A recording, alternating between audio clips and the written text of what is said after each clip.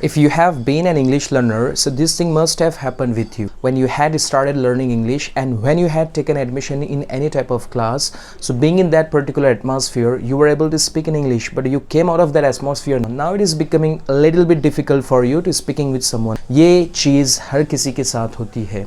अगर आप English learner रह चुके हैं तो ये चीज़ शायद आपके साथ में भी हुई होंगी। होता ये है कि जब हम कभी इंग्लिश लैंग्वेज सीखने की शुरुआत करते हैं और किसी क्लास में एडमिशन लेते हैं या फिर इंग्लिश के एटमॉस्फेयर में आते हैं, उस वक्त तो हमारे लिए इंग्लिश बोलना बहुत आसान होता है।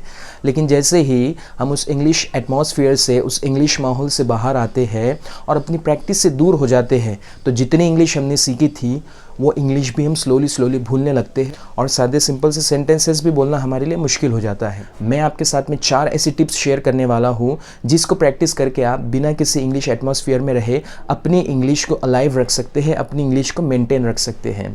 My dear friend, just try to understand, जब हम इंग्लिश लैंग्वेज सीख रहे होते हैं तो उस वक्त हमारी इंग्लिश लैंग्वेज बेटर से बेटर होती चली जाती है, और जिस वक्त हम प्रैक्टिस करना बंद कर देते हैं, इंग्लिश लैंग्वेज को किसी के साथ में बोलना, टॉकिंग करना, स्पीकिंग करना और उसे प्रैक्टिस करना बंद कर देते हैं, तो स्लोली उसका लेवल ऑफ क्वालिटी नीचे आता जाता है। तो ये 4 टिप्स आप फॉलो करें, जिसे LSRW कहते हैं। L का मतलब लिसनिंग है, R का मतलब रीडिंग है, S का मतलब स्पीकिंग है और W का मतलब राइटिंग है।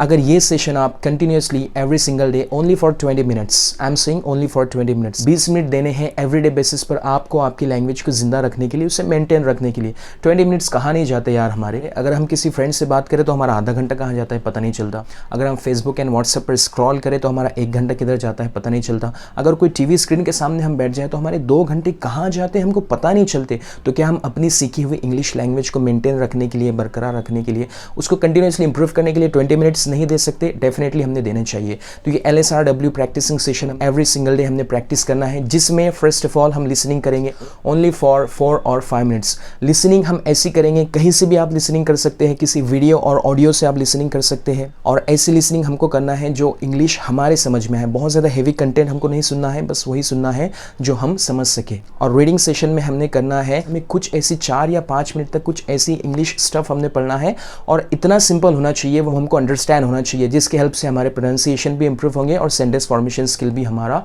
इंप्रूव होगा। तीसरे नंबर पर है स्पीकिंग। हमने 4 और 5 मिनट्स तक कुछ ऐसी चीज़ें जानबूझकर बोलने की कोशिश करनी है जो हम बोल सकते हैं। सेंटेंसेस गलत हुए तो चलेंगे, गलत वोकैबुलरीज हुआ तो चलेगा, टूटी फूटी ब्रोकन इंग्लिश भी हुई तो चलेगा, लेकिन 4 और 5 मिनट्स डेली हमने बोलने की कोशिश करनी होती है स्पीकिंग सेशन में and writing session. So my dear friends, in this session we just try to write down our thoughts in English language. हमने अपने थॉट्स, जो भी थॉट्स हमारे दिमाग में चल रहे हैं, हमने वो थॉट्स अपनी लैंग्वेज में, अपने टूटी फूटी ब्रोकन इंग्लिश के सेंटेंसेस में उसको 4 और 5 मिनट तक लिखने की कोशिश करनी है, जिससे हमारी एक हैबिट डेवलप होगी, जिस हैबिट को कहते हैं saying right thing and right sentence on the right time. ये वाली हैबिट हमारी डेवलप होगी। अगर ये 4 प्रैक्टिसिंग सेशन आप एवरी सिंगल डे प्रैक्टिस करते हैं तो आपकी सीखी हुई इंग्लिश लैंग्वेज अलाइव रहेंगी, जिंदा रहेंगी और कीप ऑन इंप्रूविंग होते रहेंगी, अच्छी से और बेहतर होती रहेंगी। अगर आप ये प्रैक्टिसिंग सेशन अगर फॉलो कर रहे हैं तो आपको किसी इंग्लिश एटमॉस्फेयर में रहने की ज़रूरत नहीं है, किसी ऐसे बंदे की ज़रूरत नहीं है जिसके साथ अपनी आप इंग्लिश प्रैक्टिस कर सके। स्लोली और खुद ब खुद आपकी इंग्लिश लैंग्वेज इसके ज़रिए इंप्रूव होती रहेगी। I hope guys you like this video.